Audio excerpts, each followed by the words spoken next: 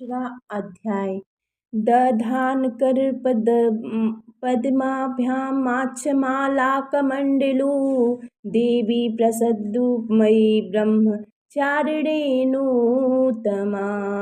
माँ दुर्गा की 9 शक्तियों में दूसरा स्वरूप ब्रह्मचारिणी का है। यहाँ ब्रह्मा शब्द का अर्थ है तपस्या।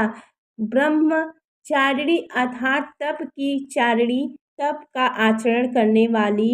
कहाँ भी है वेद स्तोत्र तपो ब्रह्मा, वेद तत्व तप ब्रह्मा शब्द के अर्थ है ब्रह्मचारिणी देवी का स्वरूप पूर्ण ज्योतिषमय एवं अत्यंत भव्य है। इनके दाएं हाथ में जप की माला एवं बाएं हाथ में कमंडलू रहता है।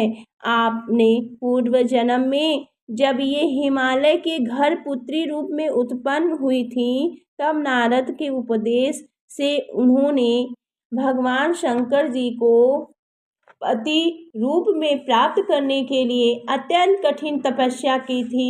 इसी दुष्कर तपस्या के कारण इन्हें तपश्चारिणी अर्थात ब्रह्मचारिणी नाम से भी अभिहित किया गया। यह 1000 वर्ष उन्होंने केवल फल मूल खाकर व्यतीत किए। 100 वर्षों तक केवल शाक पर निर्वाह किया।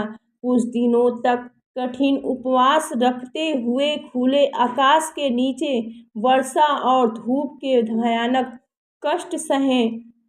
इस कठिन तपस्या के पश्चात 3000 वर्षों तक केवल जमीन पर टूटकर गिरे हुए बेलपत्रों को खाकर वे अहर्निश भगवान शंकर की आराधना करती रहीं। इसके बाद उन्होंने सूखे बेलपत्रों को भी खाना छोड़ दिया। कई हजार वर्षों तक वे निर्जल और निराहार तपस्या करती रहीं। पत्तों पेड़ को भी खाना छोड़ देने के कारण उनका एक नाम अपर्णा भी पड़ गया। कई हजार वर्षों की इस कठिन तपस्या के कारण ब्रह्मचारिणी देवी का वह पूर्व जन्म का शरीर एकदम क्षीण हो उठा। वह अत्यंत ही कृशकाय हो गईं। उनकी यह दशा देखकर उनकी माता मीना अत्यंत विकल हो उठी। उन्होंने उन्हें उस कठिन तपस्या से विरत करने के लिए आवाज दी, उमा, अरे उमा, नहीं, ओ नहीं। तब से देवी ब्रह्मचारिणी का नाम पूर्व जन्म का एक नाम उमा भी पड़ गया। तो उनकी इस तपस्या से तीनों लोकों में हाहाकार मच गया। देवता, ऋषि, सिद्धगण, मुनि सभी ब्रह्मचारिणी देवी की इस तपस्या को अभूतपूर्व पुण्य कृत्य बताते हुए उनकी सराहना करने लगे। अंत में पितामह ब्रह्मा जी आकाशवाणी के द्वारा उन्हें संबोधित करते हुए प्रसन्न स्वर में कहा, हे देवी, आज तक किसी ने ऐसी कठोर तपस्या नहीं की। ऐसी तपस्या तुम ही से संभव थी। तुम्हारे इस अलौकिक कृत्य की चतुर्दगी सराहना हो रही है। तुम्हारी मनोकामना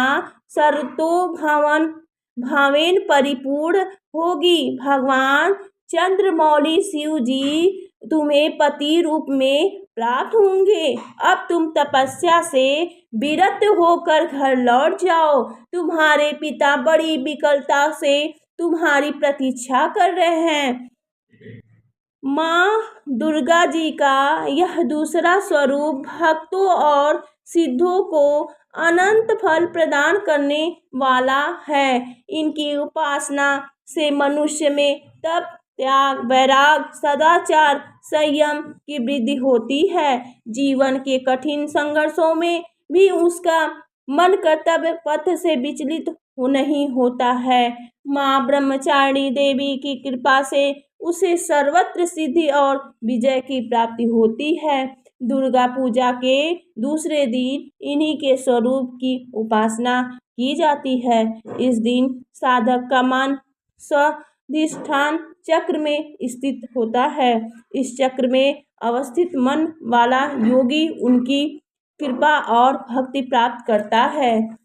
बोलिए प्रेम से माता रानी की जय।